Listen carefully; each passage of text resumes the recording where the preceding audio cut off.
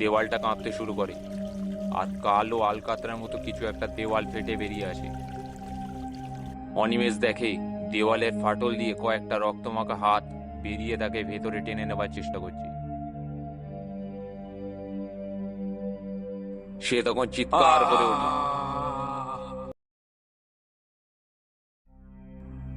কলকাতার এক ঘিঞ্জি গলির শেষ প্রান্তে সেই পুরনো বাড়িটা। অনিমেষ যখন সেই ঘরটা ভাড়া নিল তখন সে ভাবেনি যে নিস্তব্ধতা এত ভারী হতে পারে। ঘরের জানালাগুলো সবসময় বন্ধ থাকে, কারণ বাইরে কোনো রাস্তা নেই, শুধু অন্য একটা বাড়ির ধূসর দেয়াল।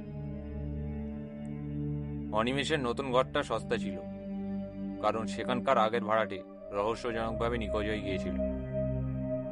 ঘরের এক কোণে একটা পুরনো তামাটে রঙের নরকপাল আর কিছু সিঁদুর মাখানো কৌটো পড়েছিল। সেগুলোকে অবহেলা করে ডাস্টবিনে ফেলে দেয় অনিমেষ। প্রথম রাত থেকেই অনিমেষের মনে হতে লাগলো ঘরের হাওয়াটা যেন ঠিক স্বাভাবিক নয়। ঘরের কোণগুলো অদ্ভুত অন্ধকার, যেন আলো সেখানে পৌঁছাতে ভয় পায়। মাঝরাতে হঠাৎ অনিমেষের ঘুম ভেঙে গেল। কোনো শব্দ নেই, শুধু একটা তীব্র অনুভূতি, যেন কেউ তার মাথার একদম কাছে দাঁড়িয়ে নিঃশ্বাস বন্ধ করে তাকে দেখছে। সে তাড়াতাড়ি আলো জ্বালালো। কেউ নেই। অনিমেষ আবার শুয়ে পড়ে। মাঝরাতে অনিমেষ শোনে রান্নাঘরে কেউ বাসন মাজছে।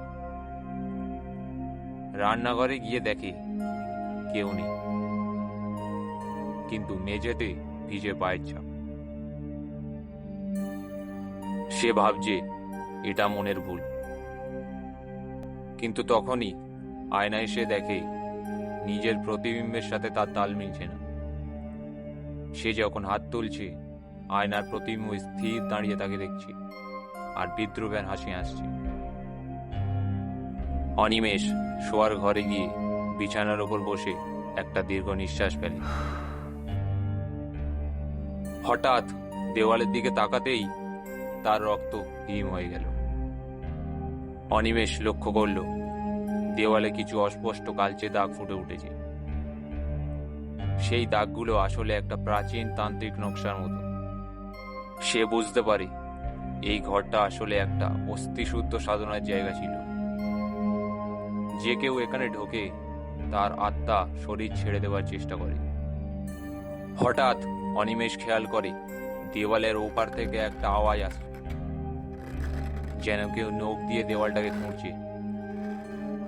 অনিমেষ ভাবল হয়তো ইঁদুর, কিন্তু সেই শব্দটা ইঁদুরের মতো চঞ্চল নয়, খুব ধীর আর হিসেবি। দেওয়ালে কান পাতল অনিমেষ। ওপার থেকে একটা চাপা কান্নার শব্দ ভেসে আসছে, খুব ক্ষীণ কিন্তু বুক ফাটানো সেই কান্না। অনিমেষ চিৎকার করে উঠল, কে কে ওখানে? কিছুক্ষণ সব চুপ। তারপর হঠাৎ দেওয়ালের ওপার থেকে একটা উত্তর এলো। সেই গলার স্বর শুনে অনিমেষের সারা দেহ কেঁপে উঠল। সেই গলার স্বর অবিকল অনিমেষের নিজের গলার স্বরের মতো। ওপার থেকে উত্তর এলো, আমি তো গত 10 বছর ধরে এই দেওয়ালের ভেতরেই আছি, তাহলে আজ দেওয়ালের ওপারে কে দাঁড়িয়ে আছে? অনিমেষের পায়ের তলা থেকে যেন মাটি সরে গেল। দেওয়ালের ওপার থেকে হাড় মর্মর শব্দ, আর তার নিজের গলাতেই মন্ত্রপাঠ শুরু হয়। হঠাৎ দেওয়ালটা কাঁপতে শুরু করে আর কালো আলকাতরার মতো কিছু একটা দেওয়াল ফেটে বেরিয়ে আসে। অনিমেষ দেখে দেওয়ালের ফাটল দিয়ে কয়েকটা রক্তমাখা হাত বেরিয়ে তাকে ভেতরে টেনে নেবার চেষ্টা করছে। সে তখন চিৎকার করে ওঠে। দেখে তার নিজের বিছানায় অন্য একজন অনিমেষ বসে আছে। তার চোখ দুটো অন্ধকারের মতো কালো। ঘরের বাতিটা কাঁপতে কাঁপতে নিভে গেল। সারা ঘর জুড়ে তখন শুধু অনিমেষের চিৎকার আর অট্ট হাসির প্রতিধ্বনিত হচ্ছে।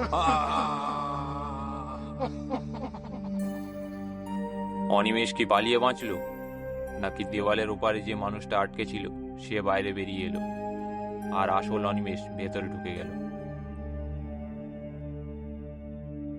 আপনার কি মনে হয় শেষে যে ঘরে রয়ে গেল সে কি আসল অনিমেষ?